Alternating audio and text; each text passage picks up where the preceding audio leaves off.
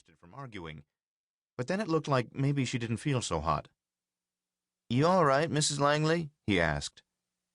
"Just—" She gave her head a small shake. "Just felt a little woozy there for a second."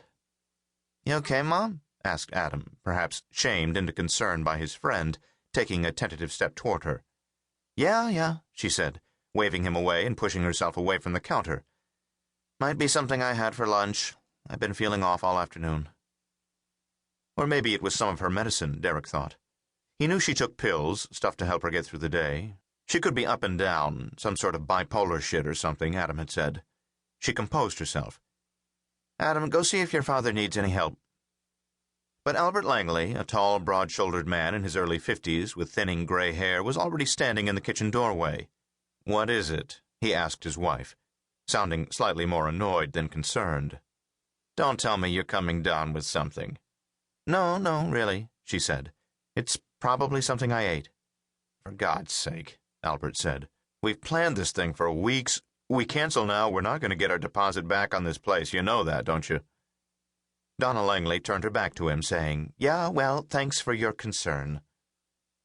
Albert Langley shook his head in disgust and left the kitchen. "Listen," Derek whispered to Adam. "I gotta take off, you know?" He suddenly realized this was going to take a bit of choreography. He needed Adam to go off with his father, head out the front of the house, so he could pretend to slip out the back.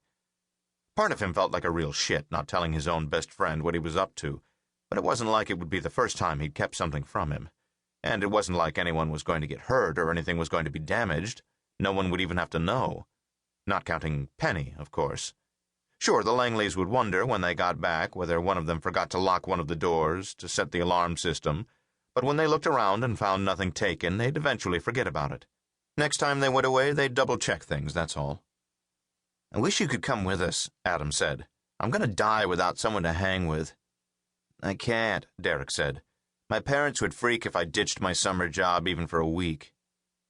The thing was, even if he hadn't already figured out how to make the Langleys' time away the best week of his life, spending 7 days with them, that just wouldn't be cool. They'd moved out of the kitchen down the hall around the midpoint of the house. All Derek had to do was keep heading to the back, go down half a flight of steps, and there was the door. Round the corner, take the other half flight, he'd be in the basement. "I don't know if there'll be anybody there to hang out with," Adam said, still moaning. Jesus. "Don't worry about it. It's only a week. You know what? When you get back, we'll read the rest of what's on that computer." He and Adam enjoyed collecting old, junked computers. Some of the stuff you found on them, man, you wouldn't believe it. Everything from school projects to kiddie porn. Some people, the stuff that went on in their heads. Looking through discarded computers, it was better than searching through somebody's medicine cabinet. Adam looked down at the floor.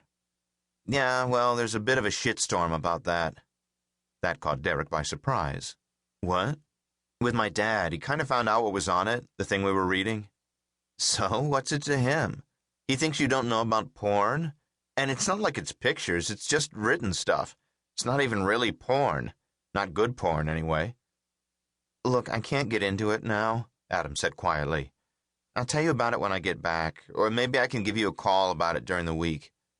Don't sweat it. If I want to read it, I've got the copy I made." "Shit, don't let him find out about that," Adam said. He seemed really pissed. I don't know why he got such a hair up his ass about it. "What, you think I'm going to go up to your dad and say, 'Hey, Mr. Langley, I kept a copy'?" "No, it's just—" "Adam!" It was Mr. Langley, sounding pissed, calling for him from the front step. "Listen, man, I gotta go," Adam said.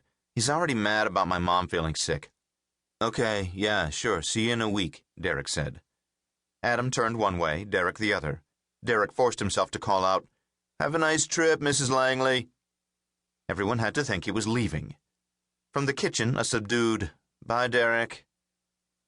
He bounded down the stairs for effect, opened the back door and closed it hard, making the usual racket he always did when he left and cut across the yard and headed into the woods that ran along the edge of the lane.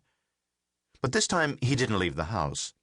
Once he'd closed the door with enough force for Mrs. Langley to hear it in the kitchen, he was down into the basement in a second, heading to the far side and kneeling next to the couch in front of the sliding panel that led into the crawlspace. Derek slid it to the left, crawled in on his hands and knees, the concrete floor hard and cold. He turned himself around, slid the door closed as quietly as possible, and held his breath for a moment.